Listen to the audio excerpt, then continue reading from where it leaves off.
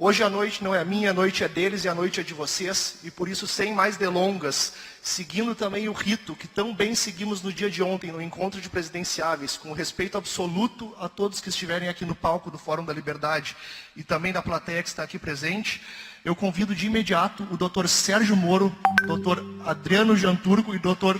Antônio de Pietro a comporem o palco do Fórum da Liberdade.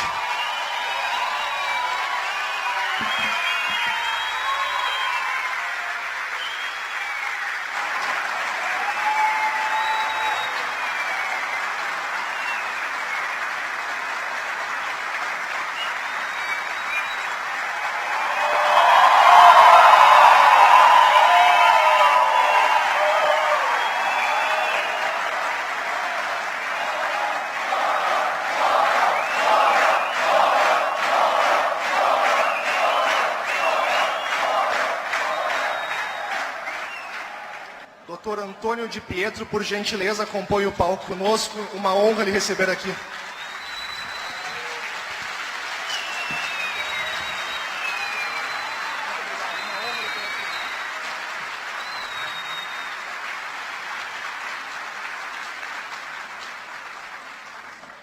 Dr. Sérgio Moro, sem mais delongas, eu passo de imediato a palavra para o senhor. Seja muito bem-vindo ao Fórum da Liberdade, que tanto lhe agradece todo o seu trabalho.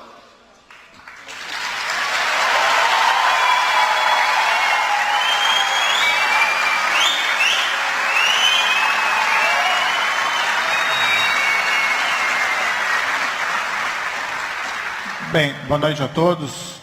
Eu queria agradecer inicialmente essa calorosa recepção e agradecer bem rapidamente, porque o tempo é um pouco curto, o gentil convite que me foi feito para estar nesse Fórum da Liberdade, cumprimentando aqui na pessoa do presidente do IEE, o Dr. Júlio Lambi.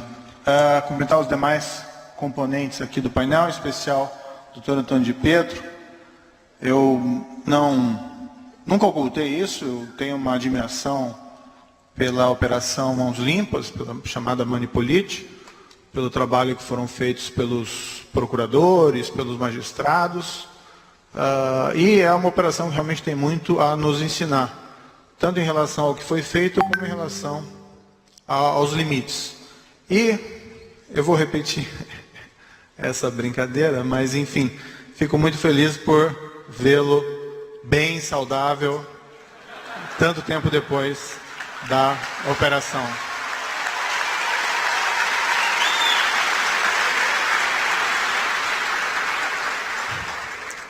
Uma síntese da Operação Lava Jato. Me refiro aqui unicamente aos casos já julgados.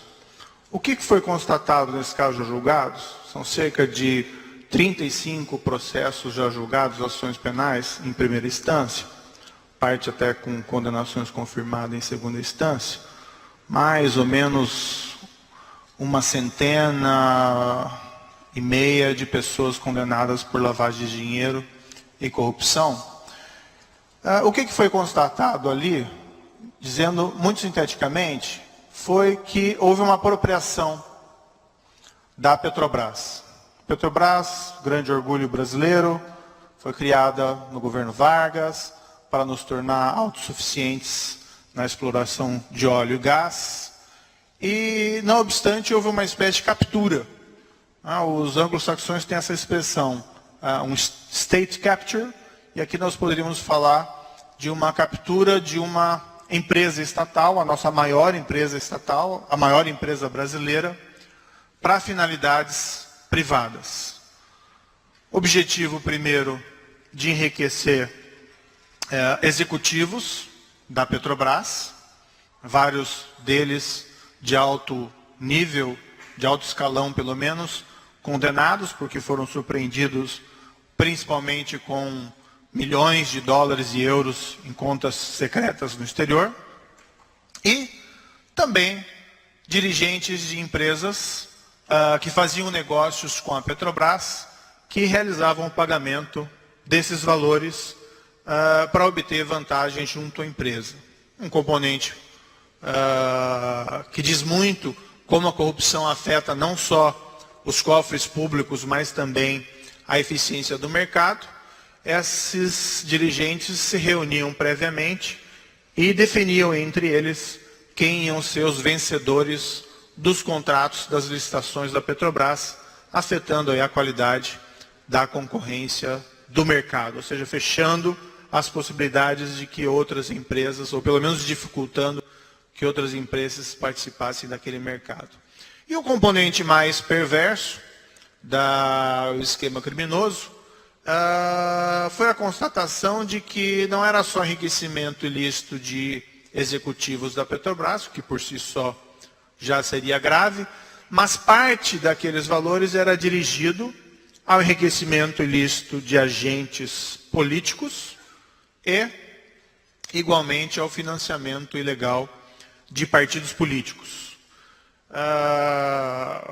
Boa parte do caso se encontra nas mãos do Supremo Tribunal Federal, porque nós temos esse instituto do foro privilegiado, então algumas pessoas respondem diretamente perante o Supremo Tribunal Federal, outras que por razões diversas eram agentes políticos ao tempo dos fatos, mas perderam os seus mandatos, foram processados em primeira instância, parte delas condenadas, parte delas servindo aí termos de prisão. O mais assustador desse caso é que eu chamo ele de um caso de corrupção sistêmica, porque não foi um caso isolado de corrupção, foram 2 casos, não foram uma dezena de casos, mas sim foram uma prática criminal que se repetiu, se prolongou no tempo, durante, 10 anos, pelo menos, e um comportamento e, não obstante, houve uma espécie de captura.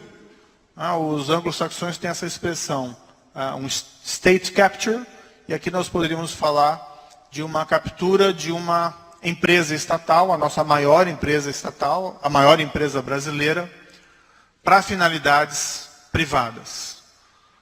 Objetivo, primeiro, de enriquecer executivos da Petrobras, vários deles de alto nível, de alto escalão pelo menos, condenados porque foram surpreendidos principalmente com milhões de dólares e euros em contas secretas no exterior, e também dirigentes de empresas que faziam negócios com a Petrobras, que realizavam o pagamento desses valores para obter vantagem junto à empresa.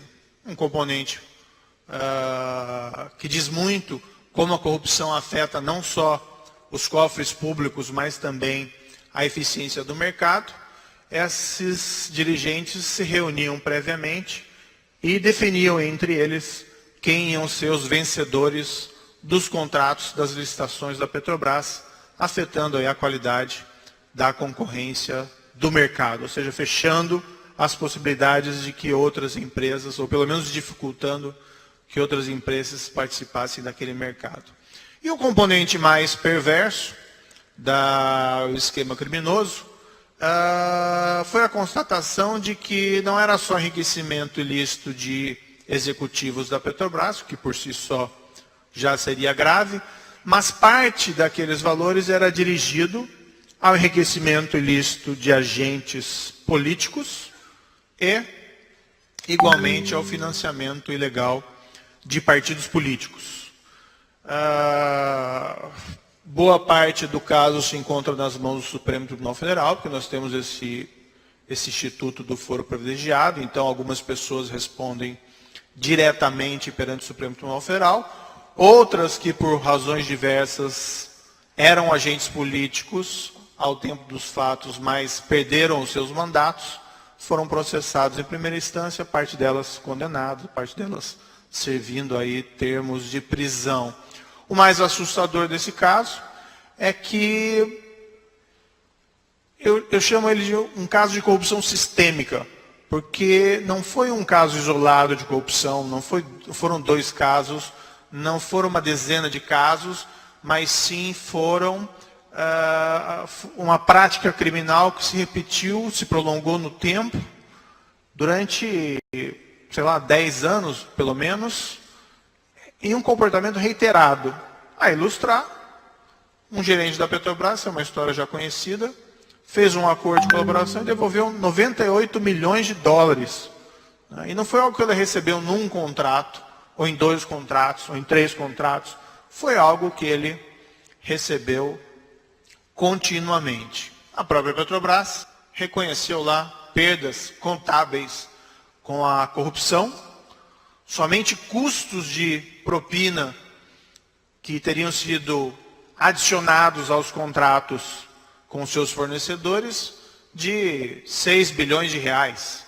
Isso naquele balanço atrasado de 2014. 6 bilhões de reais é muito dinheiro.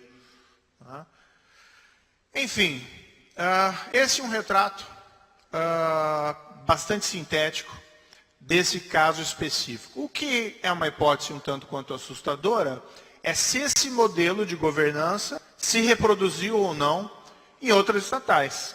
Surgiram, pelo menos durante as investigações, provas de que isso pode ter acontecido em outras, como por exemplo a Eletrobras.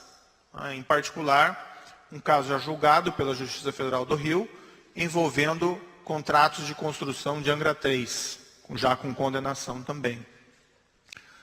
Isso pode ter se repetido não só na nossa administração pública indireta, que é essa chamada das estatais, mas pode também ter se reproduzido na administração pública direta.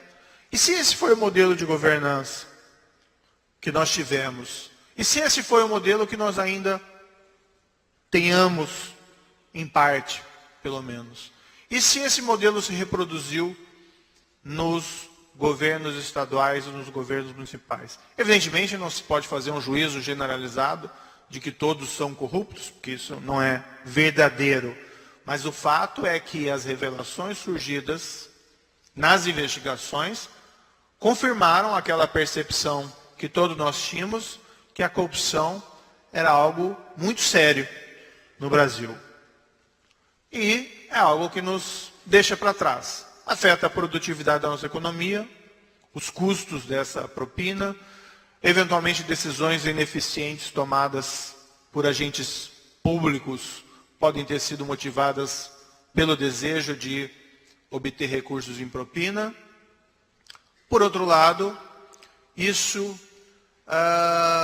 mina a confiança que os cidadãos têm nos seus governantes, nos agentes públicos em geral, e com o tempo isso acaba afetando a própria confiança no regime democrático. Se encontram alguns saudosistas, com todo respeito, equivocados, de soluções autoritárias,